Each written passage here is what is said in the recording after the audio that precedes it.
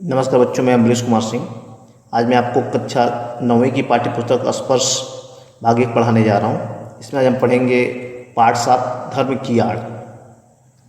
इस पाठ के लेखक हैं गणेश शंकर विद्यार्थी, जिनका जन्म 1880 में हुआ था। पाठ प्रवेश।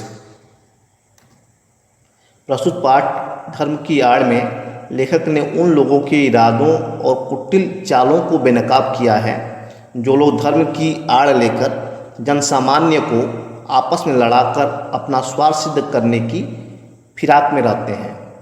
धर्म की आड़ में अपना स्वार्थ सिद्ध करने वाले हमारे देश में ही नहीं, ऐसा नहीं है। लेखक ने इस पाठ में दूर देशों में भी धर्म की आड़ में कैसे कैसे कुकर्म हुए हैं, कैसी कैसी अनीतियाँ हुई हैं, कौन कौन लोग, वर्ग और समाज उनके शिकार हुए हैं, इसका खुलासा करते चलते हैं। पाठ का सार इस प्रकार है।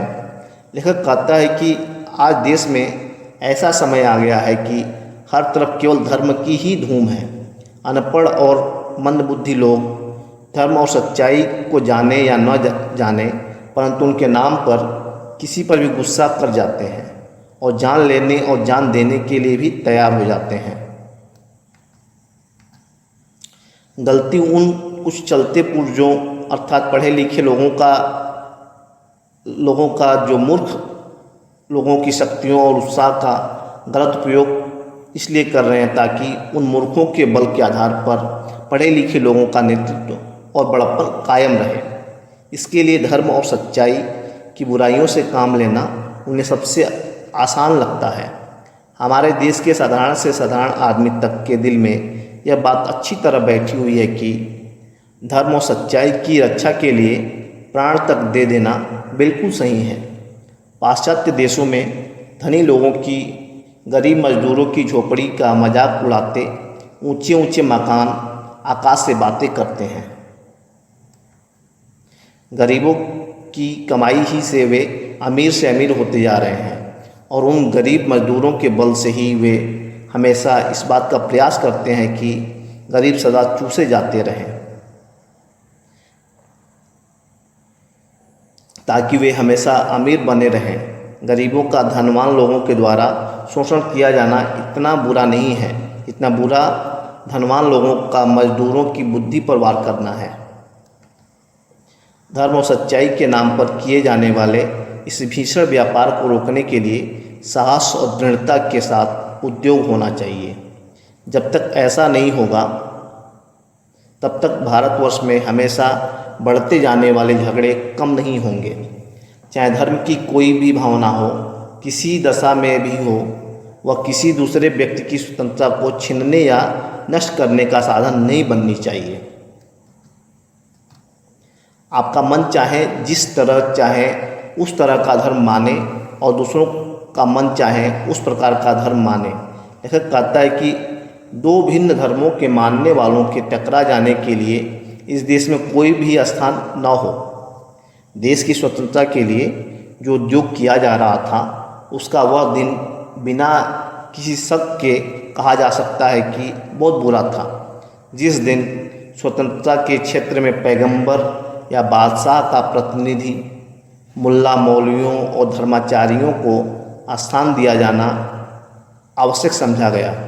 लेखक कहता है कि एक प्रकार से उस दिन हमने स्वतंत्रता के क्षेत्र में एक कदम पीछे हटकर रखा था।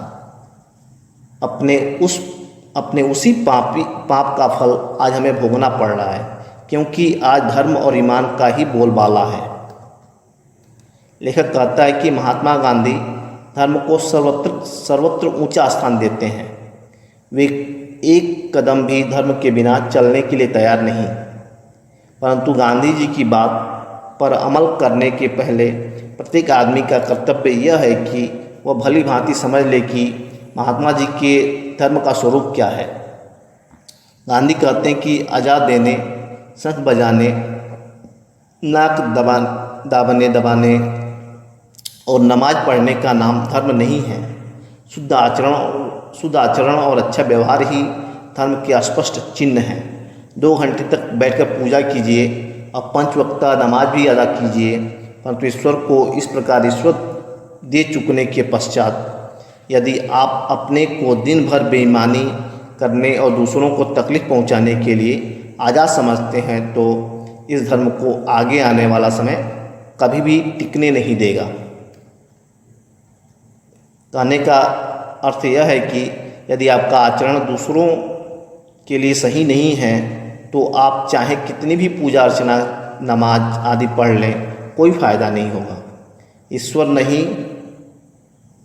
ईश्वर इन नास्तिकों जिनका कोई धर्म नहीं होता है ऐसे लोगों को अधिक प्यार करेगा और वह अपने पवित्र नाम पर अपवित्र काम करने वालों से यही कहना पसंद करेगा, ईश्वर है और हमेशा रहेगा। लेखक सभी से प्रार्थना करता है कि सभी मनुष्य हैं, मनुष्य ही बने रहें, पशु न बने। धन्यवाद।